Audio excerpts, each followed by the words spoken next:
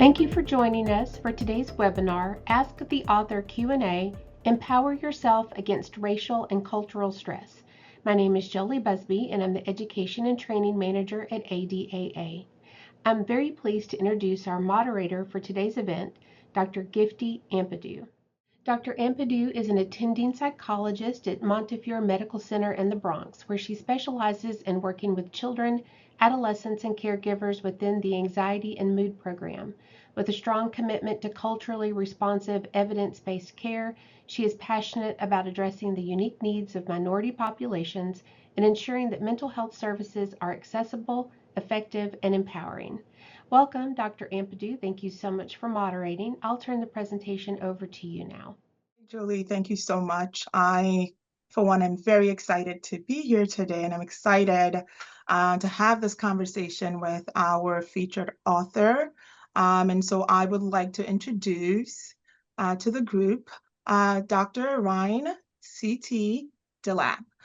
Dr. DeLapp is a psychologist who specializes in treating individuals struggling with anxiety, phobia, panic disorder, ADHD, racial trauma, and depression.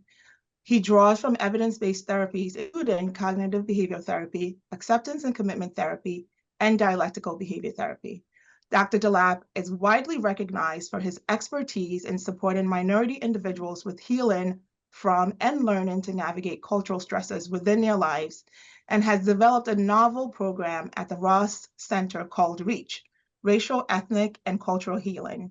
Dr. DeLapp earned his PhD in clinical psychology from the University of Louisville and is a licensed psychologist in New York, Washington, D.C., Maryland, and Virginia. And I'm happy to say that Dr. DeLapp is also a friend of mine. So I am excited to have this conversation about his new book. So welcome, Dr. Ryan DeLapp, to this conversation. Yes, thank you, Jolie and Gifty or Dr. Ampadu for joining me today and giving me the chance to talk about this work that I've been doing over the past few years. All right. So we'll get right into it, Ryan. I'm excited to hear about this book, Empower Yourself Against Racial and Cultural Stress. It appears to be a very practical and hopeful book. And I wanted to know, what is the motivation? What motivated you to write about this book? What need did you see as you thought about this book and the journey to write in this book?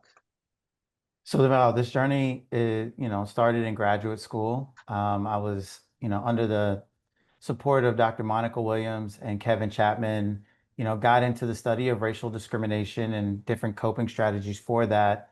But then I fast forward to 2020, and it was a time when I think if we all remember, a lot was going on in our country, which is an understatement.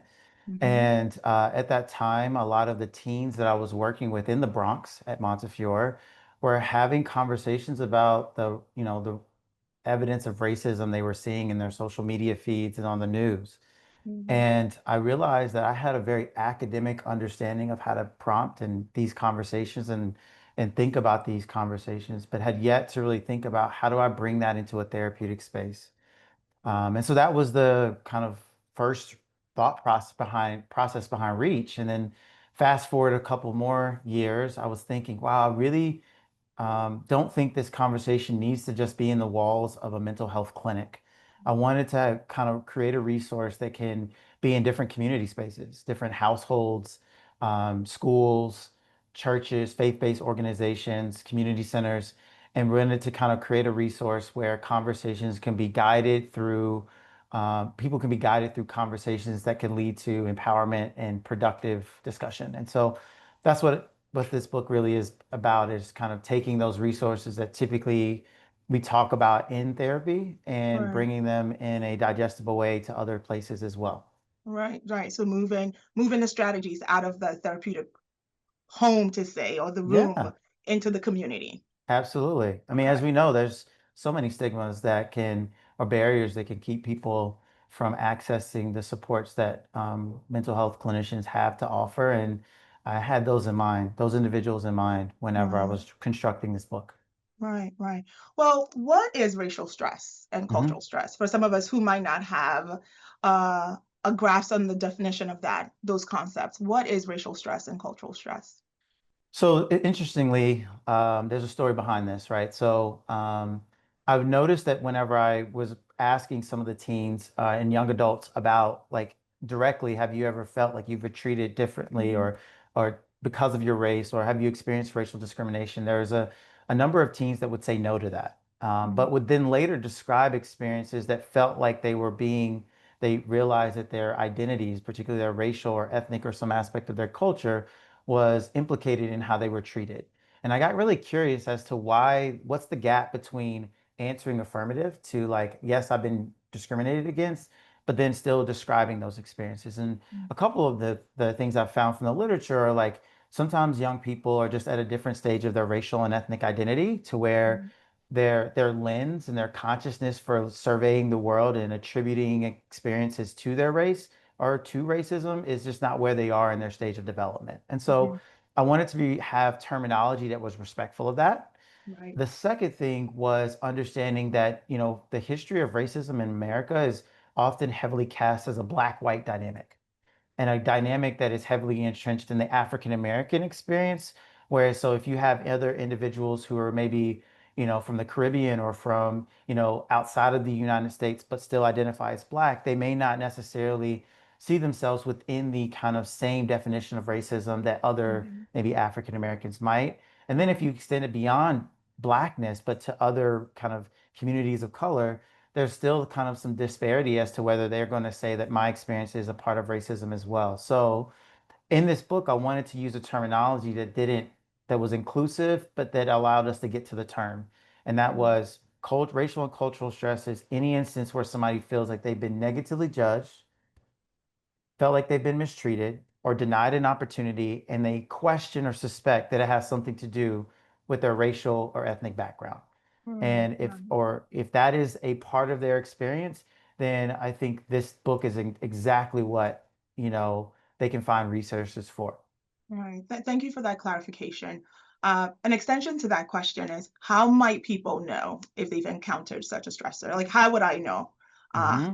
Practically, how would I know if I've encountered such a stressor at work, at Hmm. school, with Yeah. colleagues, with Yeah. friends? What does that look like?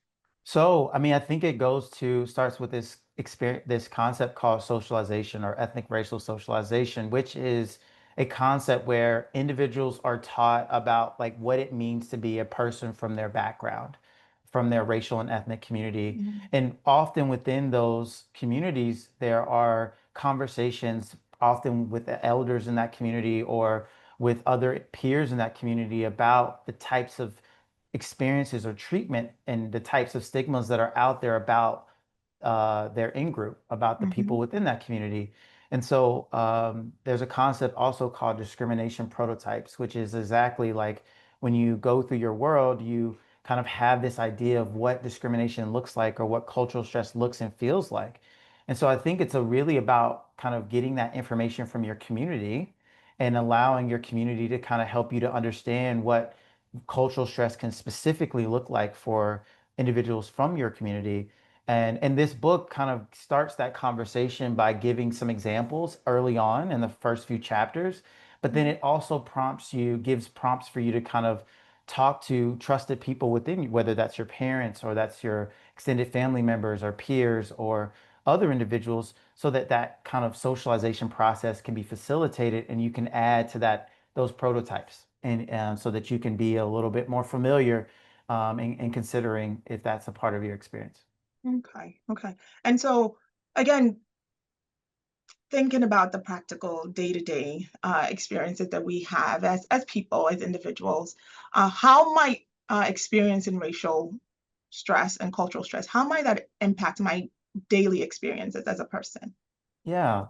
Well, it's multifaceted, right? So you get two individuals, they see the same kind of culturally stressful thing on social media, or two classmates, individuals of color, same type of experience within a school setting or in a work setting, and you're going to get two people sometimes walking away with two different experiences. Mhm, And so one of the things that I wanted to do within this book is to help people to not just know what cultural stress is, but to have some tools for understanding specifically how I'm affected. mhm, And so one of the practical tools that I teach in this book is a exercise called taking a beat, right? So like, take a beat, which is like a very kind of catchphrase that we may Mm-hmm. hear, which essentially says pause and just like let's take a moment. But the acronym is also used of beat. So looking at your body sensations, right? If you've experienced cultural stress, do you notice that you're more agitated, that you're more kind of stressed or tense or kind of fatigued or exhausted? Is that showing itself within your body responses? Emotionally, what emotions does someone notice? Do they notice that they're maybe more down, excited, or frustrated, anxious? The A stands for actions. What do you do? What are your kind of tendencies in those moments? And then T stands for your thoughts. And so what I try to teach in this book is how do you take a beat and listen to the ways in which cultural stress is impacting you. And then Right. the book is broken up into a couple of different sections that helps you to say like sometimes your beat can fall into three different categories. And then the tools that you would use will depend on which category your beat is kind of falling into. And I can say a lot more but to that, but that's essentially it is I wanted to teach people how to use that beat experience to be able to understand what they're going through. Right, right. Okay. So I'm gathering that a person experiencing racial and cultural stress might have an emotional response to this Hmm. particular experience. And when faced with the emotional difficulties, how do we identify it? How do we notice that this is what I'm experiencing? Hmm. And I want to tag this question to that question is, I know in different cultures, mental health is conceptualized differently and talked Hmm. about in different ways. And there's so much stigma that is often tied to even expressing your emotional experience. Hmm. So how do we navigate that? How do I know that this is what's happening? This is what I'm feeling. This is what my beat is telling me that I have Yeah. encountered this thing, and this is how I'm responding to it.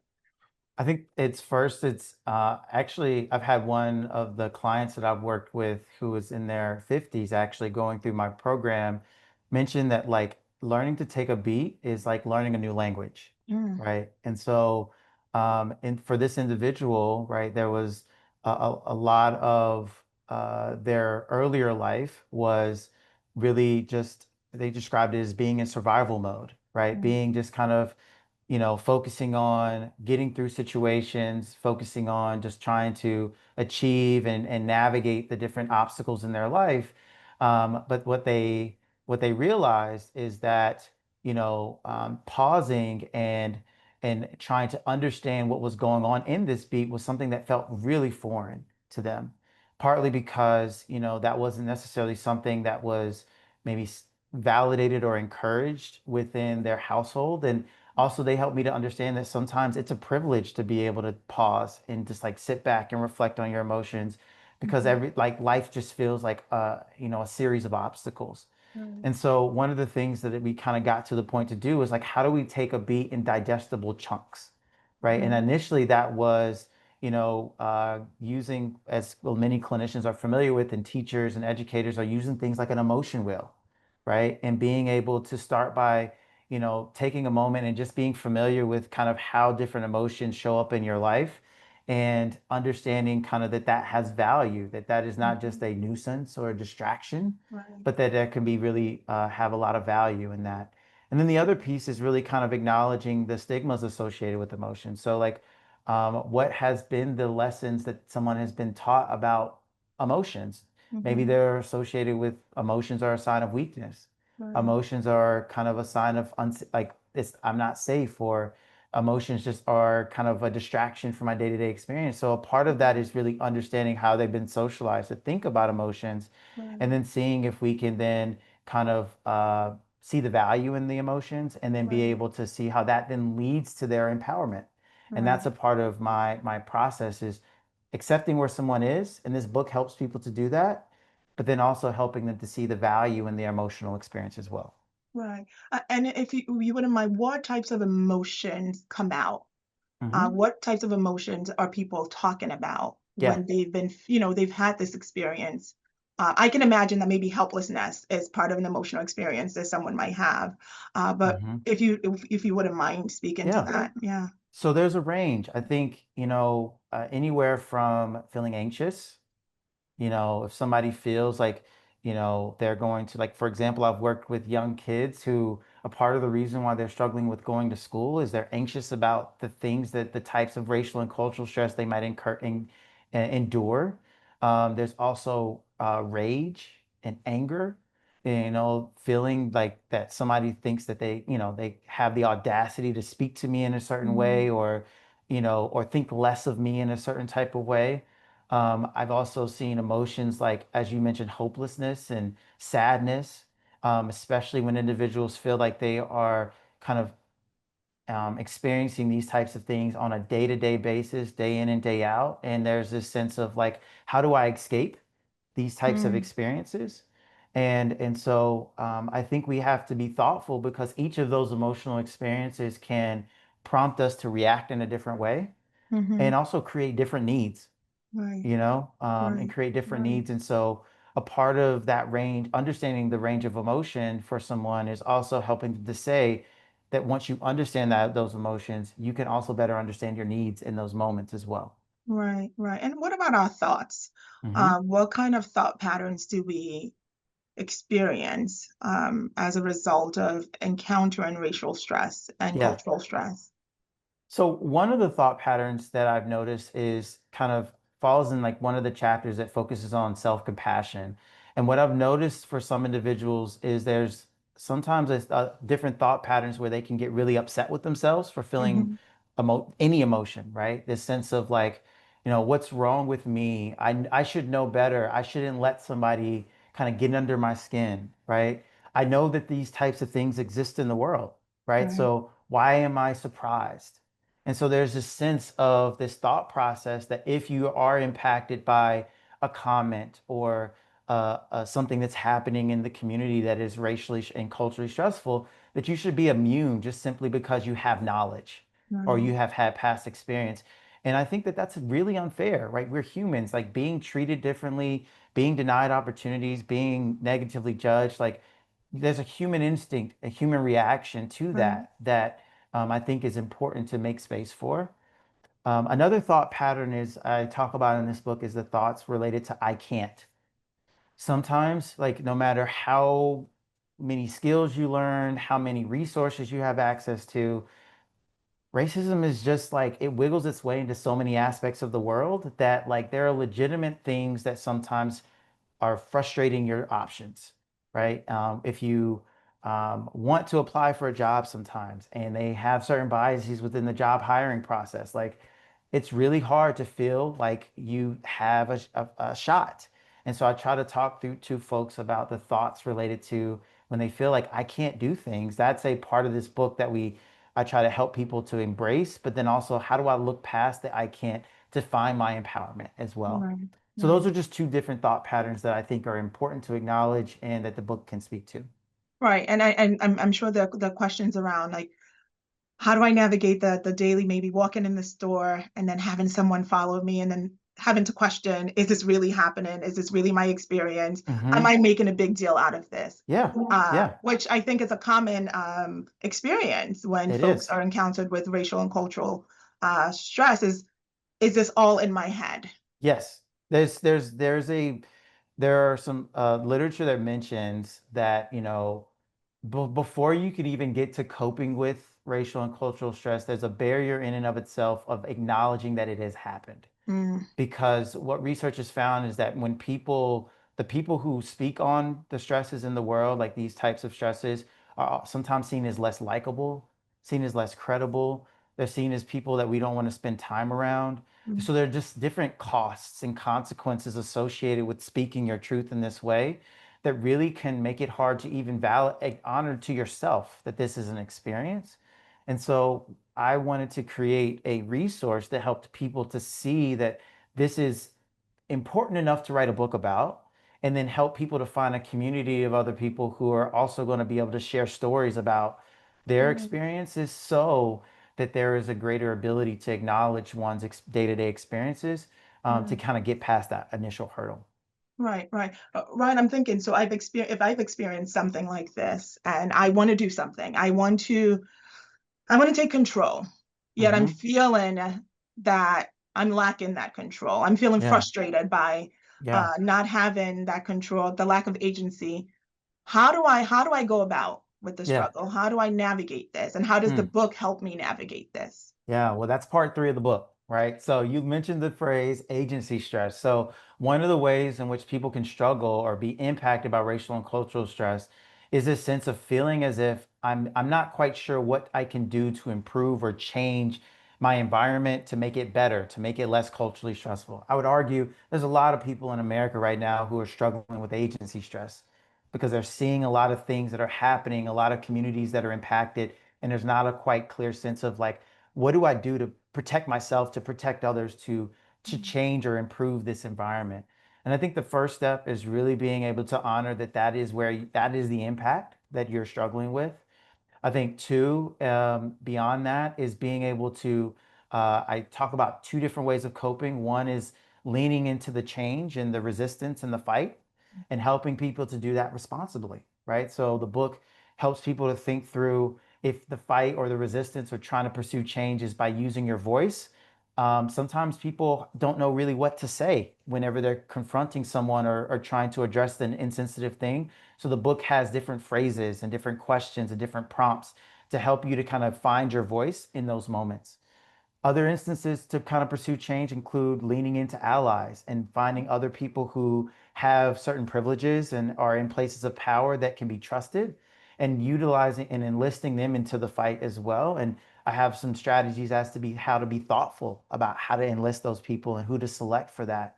And then last is activism. How do you kind of get involved in, oftentimes we see the more kind of high risk versions of activism, ones that kind of have a lot of interfacing with law enforcement and things that can be very costly for certain individuals if they were to engage in. So I wanted to give a menu of maybe lower risk forms of activism that can still be a part of improving one's community. And so there's a whole chapter that focuses on helping people to be thoughtful about finding their voice and finding certain acts of resistance that are can be done in a way that's kind of safe and Mhm, also that can still have some impact. mhm, On the flip side, when someone is feeling like stuck and like as if they can't do something and they're also unable to participate in some of those acts of resistance, I want to help them to also figure out how do they still find the things that they can attain within their communities or within their relationships that still feel meaningful, but are mhm, even on more on the safer side. And so I have a whole menu of ways of helping people to think through that as well. Sounds exciting. And I'm wondering if you can speak a little bit more. I know you've been sharing, but a little bit more on this concept of empowered coping. What is Empowered. empowered coping? Yeah, so this is a translation of a concept that's in literature. It's something called racial coping self-efficacy. Okay. If we break that term down, if you think about, racial coping, it's instances when someone's racial or cultural or ethnic background feels implicated by certain stresses, and they're trying to find a way to alleviate those impacts, the ways in which they're being impacted by that stress. And then efficacy, it really describes one's kind of confidence that I have the ability, I have the tools, I have the wherewithal to be able to implement these tools in a way that feels meaningful. And so rather than using that term in a book that's for kind of the youth and young adults, I took that term and then translated it to empower coping. And so to make it a little more clear, I talk about it as in three steps. Step one for empower coping is pause and notice how you've been impacted. The book helps you with that. Two, find something that can, even though there can be some legitimate things that are outside of your control, what things are. Let's identify what those things are. And then step three, let's put them in action and see kind of what feedback you get about the effectiveness of what you put into place. And so empower coping is what this book is trying to help people to build their toolkits so that they can do on a more consistent basis. Okay. A question, more questions are coming in about how therapists Hmm. can support their clients who Hmm. identify as racial and ethnic minorities, particularly how white therapists, Caucasian therapists, can Yeah. support patients. Any Yeah. suggestions that might be helpful in, advocating, supporting, and helping clients with these experiences? Wonderful. So the first thing is before you even open the book, there's some work that we all need to do, regardless if you're are clinician of color or not. The first thing that I would suggest that we do is we need to take a moment and think a little bit about our story and how our story intersects with this experience of racial and cultural stress. So, in the first part of the book, there's a diagram called the Who Am I diagram. This diagram helps readers, but it can also help you as a clinician think about the identities you have, the interests, the values, and the strengths that you have as an individual. And I really think a part of when we try to help someone and we try to have these conversations, sometimes the parts of how we see ourselves, we centralize that. Mhm. What do I mean by centralizing that? So if I'm trying to have a conversation with a young person, and let's say it's not even about racial and cultural stress, and I want to use a metaphor about sports. I love sports. I'm a Cowboys fan. I'm a Yankees fan. I'm a Charlotte Hornets fan. It doesn't all make sense regionally, but that's me. And so if I want to use sports metaphors, and that's a part of my interest, that's my who am I diagram, but they don't have that interest at all. I am centralizing how I see the world, and I'm centralizing my worldview, and I'm requiring them to play on my terms, Mm. right? And I think a part of this conversation about racial and cultural stress sometimes is only on the terms of the clinician. It's like I will only talk about topics that I feel interested in. I will only talk about it in a way that I feel comfortable with, and I will only talk about it for as long as I can tolerate. And so a part of being able to kind of think through that before you even use the tools in the book is one, take a look at your own story. Two, make sure that some of the terminologies related to racial and cultural stress and talking about racism, that's not the first time you're using those terms aren't with your clients, but you're also using them with people in your own kind of personal life so that you can kind of receive feedback and not use your clients as like, you know, for lack of a better word, like trials, right? Test dummies, and to say like, oh my goodness, like I'm going to make all of these mistakes with them and then require them to give me feedback and kind of Mhm. all of that. And so I think those are some tips before you get into this that I often talk about in many of my trainings is like, how do you build a culturally responsive mindset? And these are some of the tips. Mm. Whenever you get into the material with the book, I think really just getting used to helping people to use their beat, understanding like what things come up in the beat and how the book can help you to listen for if somebody really needs what type of support they might need. That is Right. probably the most tangible skill that I would say you could take from this book as a clinician is using that beat to listen for what a client needs. Right. Right. And what if I'm not a clinician? I'm an ally. I'm a friend. Hmm. How do I support? How do I present myself in a way that the individual who's experiencing racial stress and cultural stressors notices that I'm there for them, not just in the temporary sense, but really I understand their experience and I'm here to support and give either strategies or just be present. Yeah, that's a great question. So, I mean, there's a number of different ways, right? Part of it is uh, like finding ways to live life together, right? Mhm. Outside of the experience of racial and cultural stress, building a sense of rapport with that person, building a relationship with that person where it's um, commonplace for the exchange of I feel statements to happen, right? Beyond like, how are you doing? I'm good. I'm living. I'm doing all right. Like, how often do you kind of, and just generally in life, have conversations about those emotions? Um, in these relationships, how often do you talk about current events?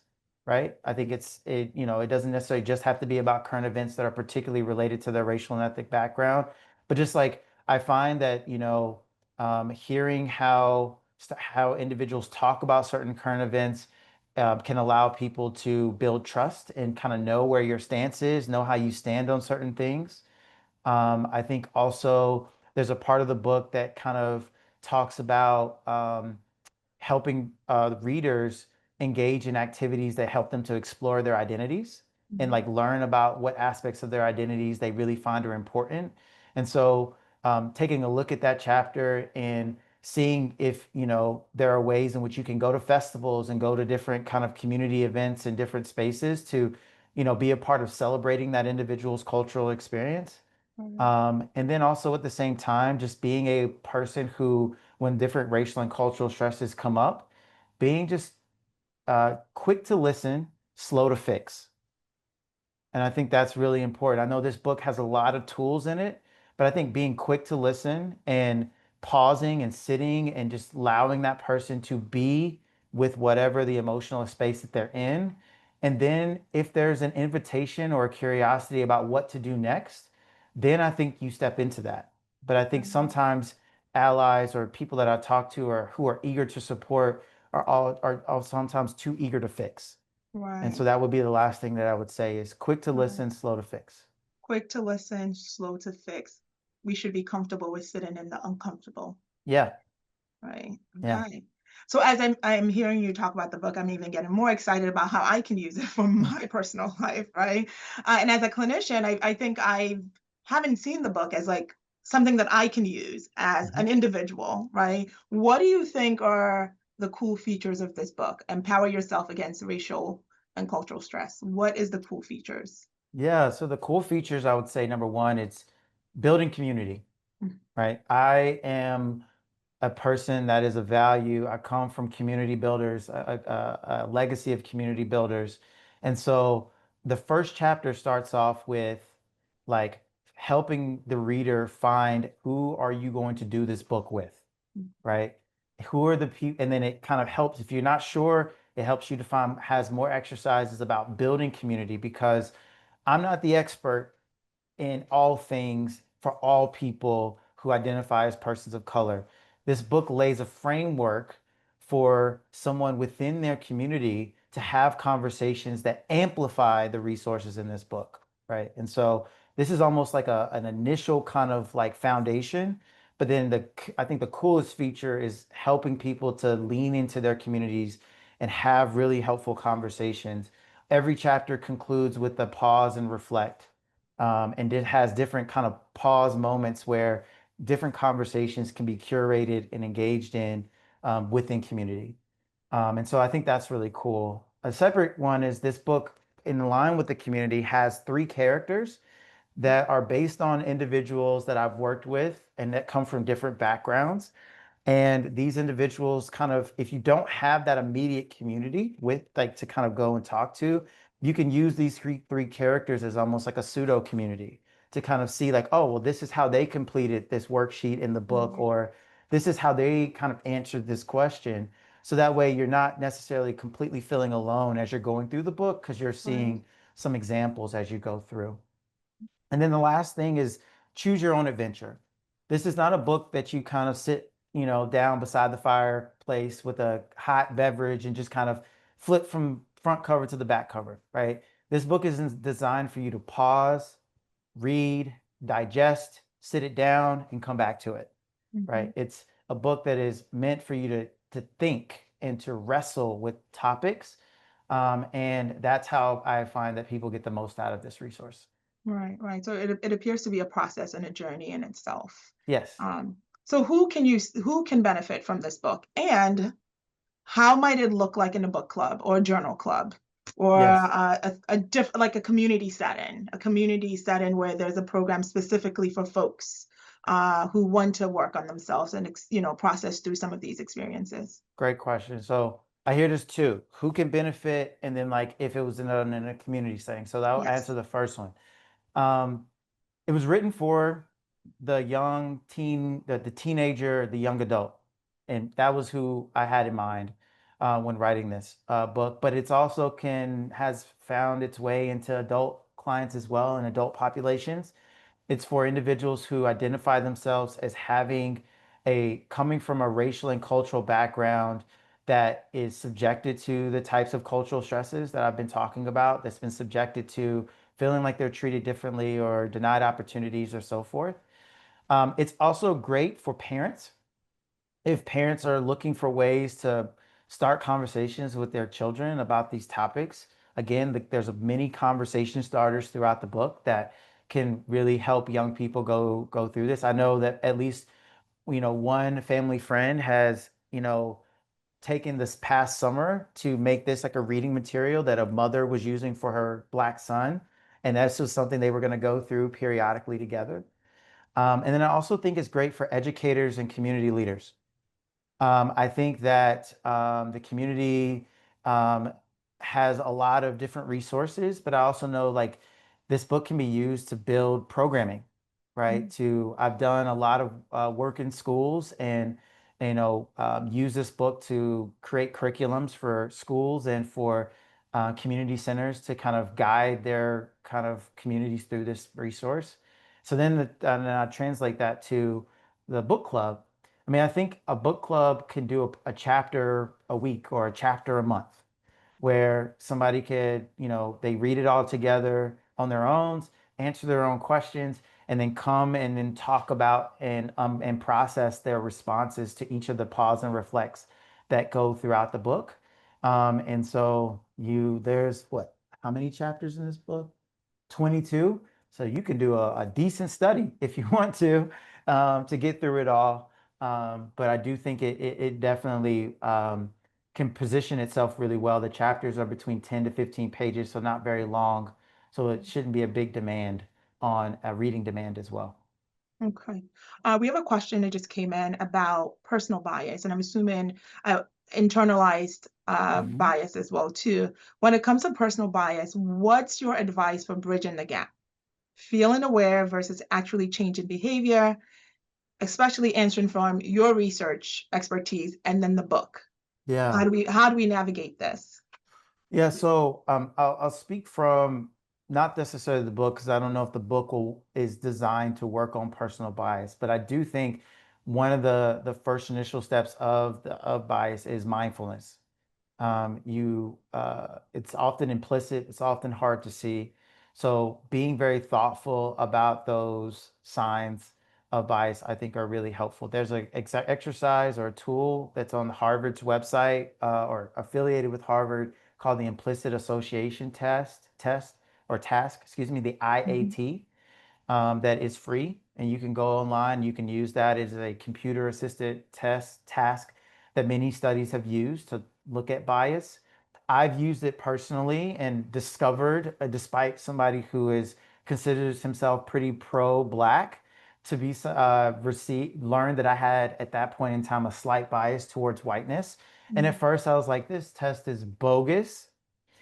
But then I was like, well, let's remember what you've learned about kind of addressing bias. And a part of that is relinquishing some of that defensiveness and that dismissiveness and being mindful about like, if there is any merit to this, let me look for evidence of it in my day-to-day life. And it is the implicit association task, the IAT. I saw that in the chat. Right. And so I actually noticed that while I was living in New York, right? I was on the train, on the subway, and I noticed that there was a black male individual who kind of stood near me, and I noticed myself scoot a little bit. And then I was like, probably something I had done 100 times, 1,000 times. But at that moment in time, I was primed to be curious. Why did I do that? What was the point? What was the intent behind that? And then some of the other literature starts to talk about kind of counter stereotyping, so coming up with counter examples. So this individual, though he is a black male, he is a man, he is a human being, he is a person on this subway just like I am.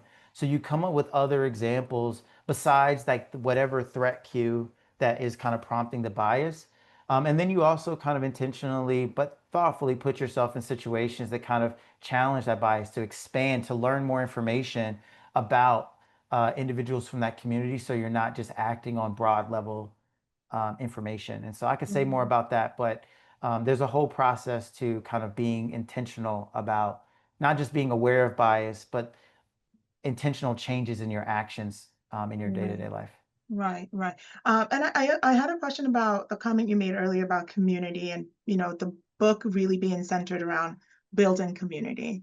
What are some practical steps that you can offer for those of us on here right now who have that desire, who want to start with the book? We want to get the book. We want to start getting folks who can support us in navigating the journey through the book. Like, how do we start? What are some of the practical steps that you can offer for us to start getting the book and getting through it and getting that community that we need? So I think one of the things that the book starts off early is it asks people to create their what is called their relationship and community map.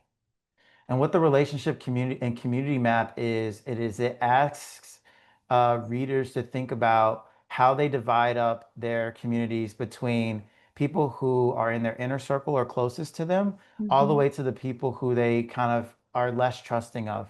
And it helps them to kind of think about not just who these people are, but why, right?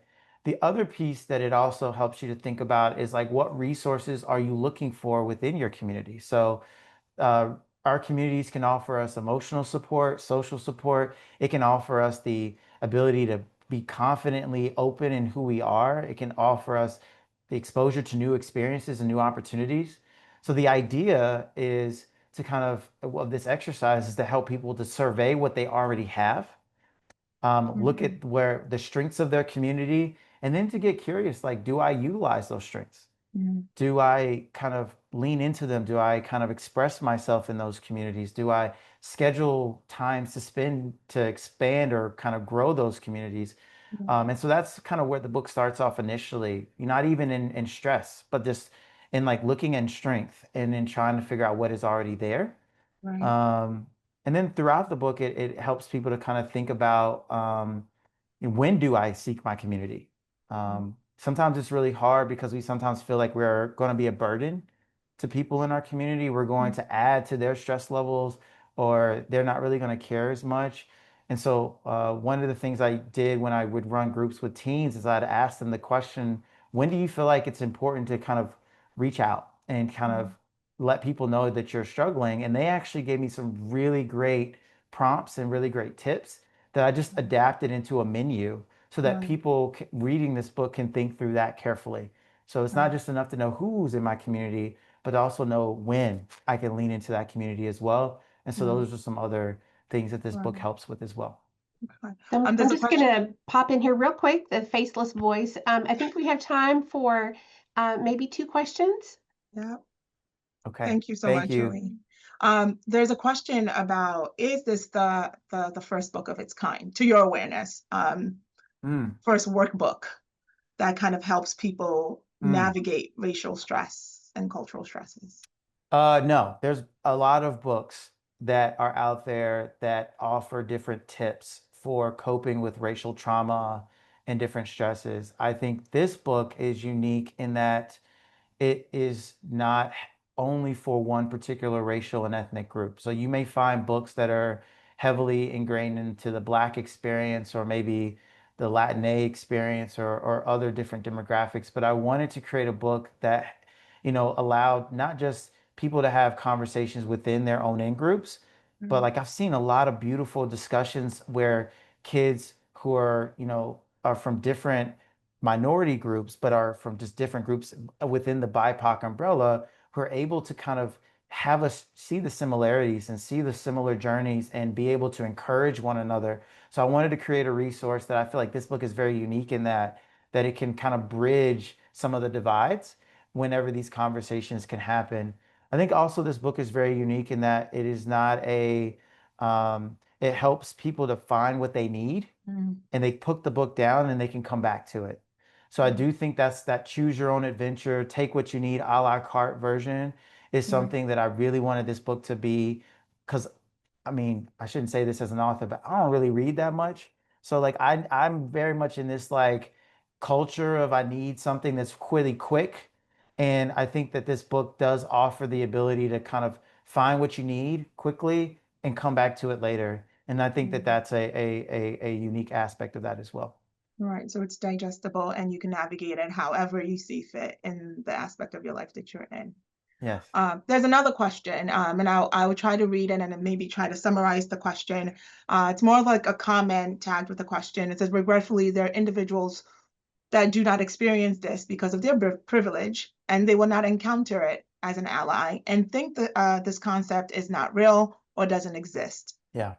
Does the book address that in a way that is conducive to that reality, Mm, particularly considering the climate that we're in. So what do mm, you do when faced with mm. even an ally who is Yeah. letting you know that your experience is invalid Yeah. or not accurate?